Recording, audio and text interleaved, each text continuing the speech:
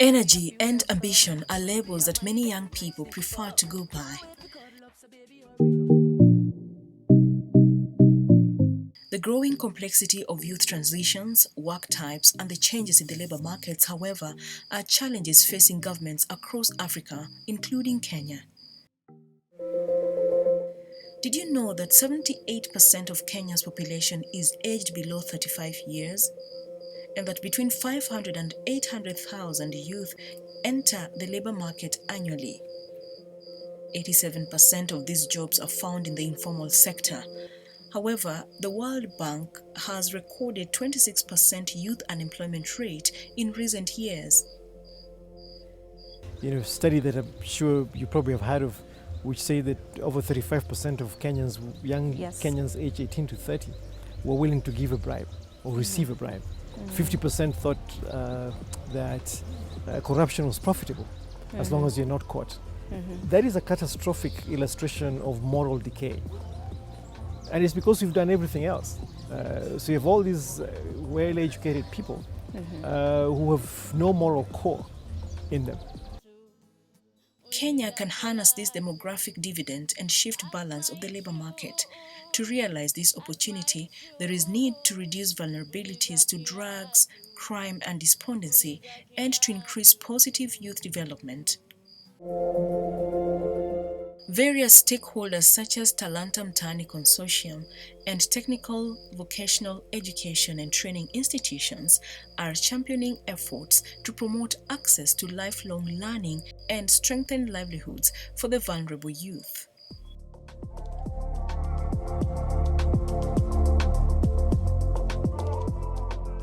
In partnership with the following TVET institutions, Talanta Mtaani Consortium is implementing a project seeking to promote buy-in on whole youth development. Studies undertaken by various stakeholders on the diverse interests of youth continue to inform these development efforts in the youth agenda.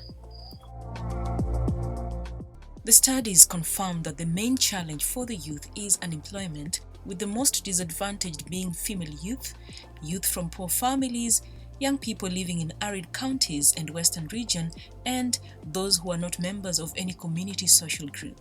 Young people sorely lack critical soft skills that are needed for the workplace. Attitude, integrity, honesty, just punctuality, and just teamwork, and emotional stability.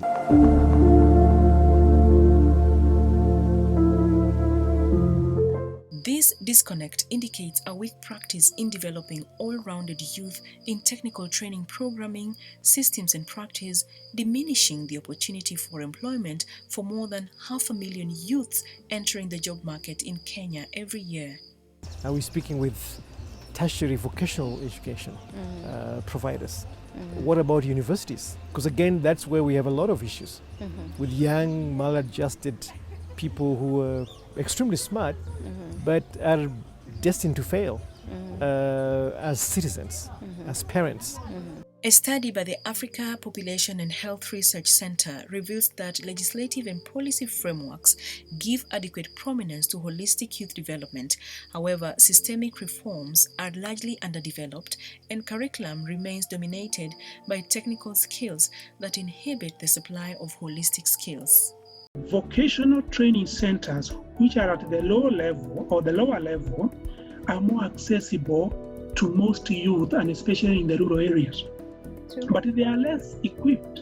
The above studies and others, such as Measuring What Matters by Australian Council for Education and Research and the Positive Youth Development by Civil Society Urban Development Platform, posit that efforts in youth development should be all-rounded to enable a good fit into the society, work, and life in general, an approach known as whole youth development.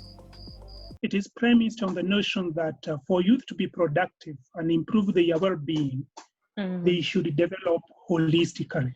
Because what holds our education are the values in which we grow that can hold that formation that we are giving. According to the Aga Khan University, Whole youth development is a range of capabilities needed for youth to access, create and retain jobs, lead fulfilled lives, and contribute to the common good of the society. Whole youth development is an interesting construct that intends to encapsulate the idea of youth flourishing. Yes. So it's beyond survival, it's beyond basic education, it's beyond tertiary or vocational education, but providing youth with that holistic space where they imbibe the right values, the right attitudes, in addition to getting education that nourishes their minds, but also who are they as human beings? What is their obligation and connection to their communities? The concept of whole youth development responds to the spirit of competency-based curriculum as it helps youth to find their footing both in workplace and remain relevant in their communities through their skills. The competency-based curriculum policy framework for TVET, through their objectives, promote whole youth development. These include the promotion of lifelong learning through progression and transfer, encouraging individuals to achieve their full potential, developing attitudes and abilities to respond rapidly to change, as well as train competent individuals with transferable skills. This confirms that the Government of Kenya is committed to the provision of holistic education that allows for integration of values, life skills, employability skills, and lifelong learning besides the technical and academic provision. From the studies Talanta Mtaani Consortium has synthesized, it proposes the following components as being essential in the whole youth development. Just like life, holistic development for the youth happens in a social space where mutual support works for a common good. It cannot be the province of one entity, and that is the spirit of the basic education, the CBC, the competency-based curriculum, where we're now bringing in parents, community, peers, siblings in the preparation for life of young people.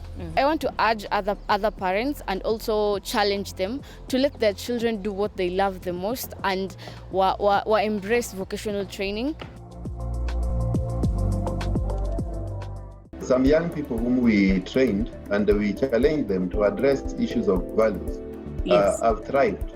They will uphold on integrity. They will mean their word. So they're not in a hurry to get many contracts. They get a few contracts, but they do very, very well. Currently, I am in Talanta Mtaani Youth Empowerment Program, and it has really been a great opportunity. So when I'm back at home, I do makeup and nails for my friends at a fee, which enables me to get my pocket money. Apart from beauty therapy, I have learned to embrace my talent in singing. Victor Omondi, another beneficiary, successfully completed his internship at a restaurant in Kisumu. When coronavirus pandemic struck, the joint was closed down, so the agile dancer went back on stage. He is lucky to be in another job now with a fisheries farm and hopes to use his savings to establish his dance group as a viable business for fellow youths. Apart from ignorance, the most expensive thing is education. So I'm so grateful. The kind of net worth I have now, it's a fortune. Mambo vipi, karibu sana kwenye 99.9 Coach FM. This is how we do it. Thanks to Talanta Mtaani Consortium. It is through them that I happen to pursue radio, TV, media course. So far, I have been able to do various online shows just to inspire other young people just like me to follow their dreams. To bridge the gaps in the training platforms and the labor market and push whole youth development agenda forward, Talanta Mtaani Consortium proposes the following actions: harmonize and build consensus on whole youth development language, isolate thematic menu for practice and programming, trigger need for integration of whole youth development in vocational training colleges and related capacity building, as well as disseminate the whole youth development studies for public awareness. The greatest lesson that I'm taking home is how to establish myself as a business. Thank you so much for equipping us with skills to access and keep jobs, live meaningful lives, and become contributing members of the society. Whole youth development.